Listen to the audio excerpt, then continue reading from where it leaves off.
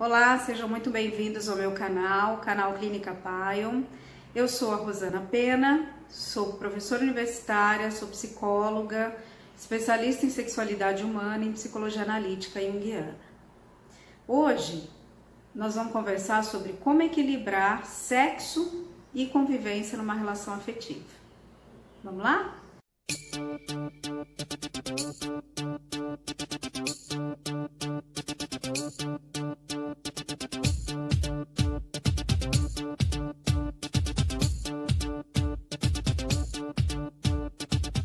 Bom, o tema do vídeo de hoje surgiu a partir de uma sugestão de uma grande amiga e colega de profissão, a psicóloga Andréia Goulart. Ela trouxe algumas inquietações com base também na experiência profissional e eu acho que é uma temática muito interessante porque não é rara, né? Não é uma questão que não seja comum e faz a gente pensar no que leva os casais a se unirem e o que mantém a relação entre os casais, né? Sejam casados ou não, mas que formem um casal, seja homo, seja hétero, sexuais.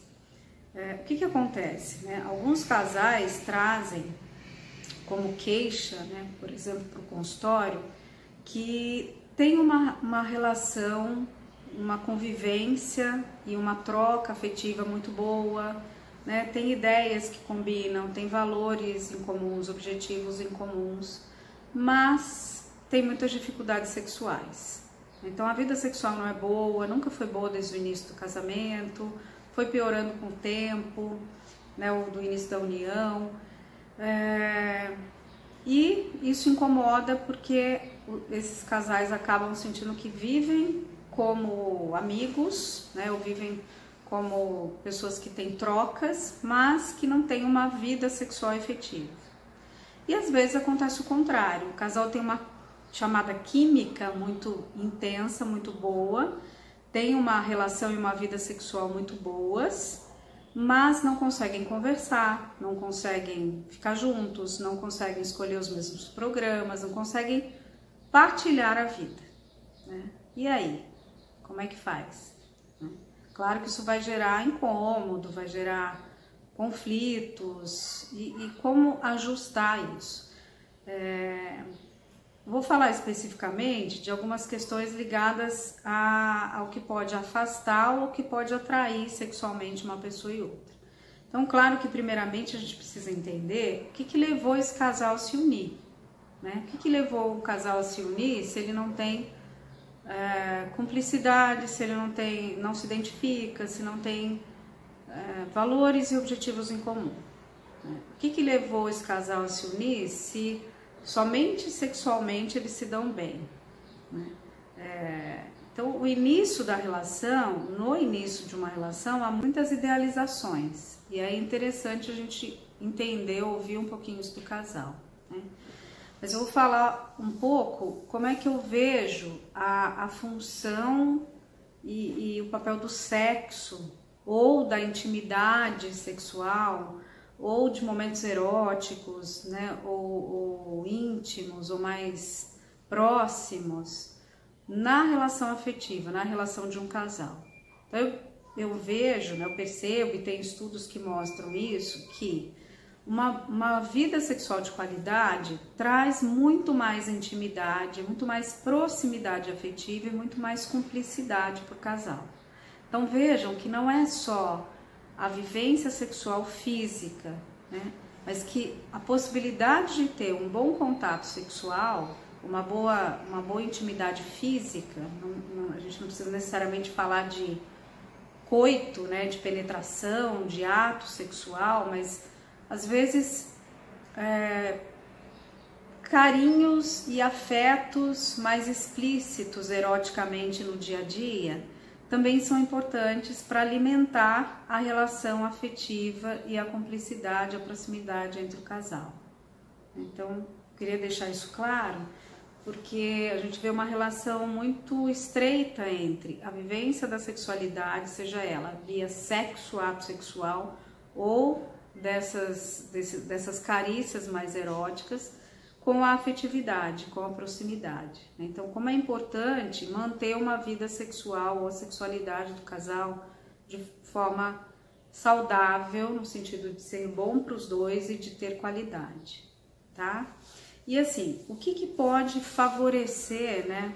Quais são alguns possíveis elementos que podem favorecer esse desencontro sexual, tá?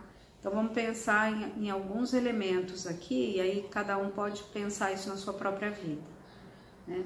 Algo que é extremamente presente, né, e que eu percebo que gera muito desencontro entre o casal, é a falta de comunicação. Então ainda tem muitas pessoas que têm dificuldade de falar sobre a sexualidade, sobre sexo, sobre incômodos com o parceiro ou com a parceira. Tá? Então esse é um fator extremamente importante para ser cuidado na relação.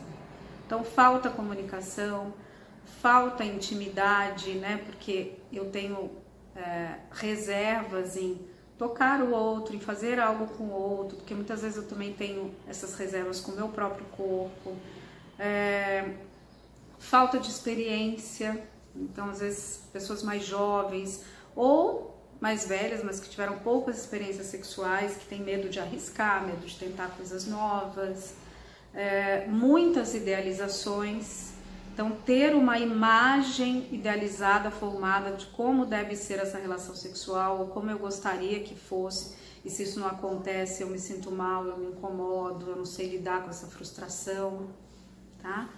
Possíveis disfunções sexuais da mulher ou do homem, ou de ambos, que também não são faladas, não são explicitadas, não são cuidadas, não são tratadas. Então, isso vai gerando um distanciamento e uma fuga do próprio momento de intimidade da relação sexual, tá? Confusões em relação à orientação sexual também. Então é preciso que cada um se conheça bastante, né? E tenha essa possibilidade de buscar esse autoconhecimento. Não é preciso manter esse sofrimento, esse conflito em relação à sexualidade, né? É possível ter uma vida sexual de qualidade, desde que você procure se conhecer. Então, procura um especialista, procura ajuda, né? Não deixa de cuidar disso, porque sexualidade é vida, sexualidade é corpo, né? Faz parte da sua dimensão humana. E é importante que você possa viver isso de uma forma plena, de uma forma qualitativa, pelo menos, certo? Espero que tenham gostado, que eu tenha sanado algumas dúvidas. Perguntem mais, postem mais as dúvidas, sugestões, para a gente continuar batendo esse papo aqui nessa série que é a Dialética do Prazer, tá bom? Curtam, compartilhem e me sigam lá nas redes sociais. Um beijo, até o próximo.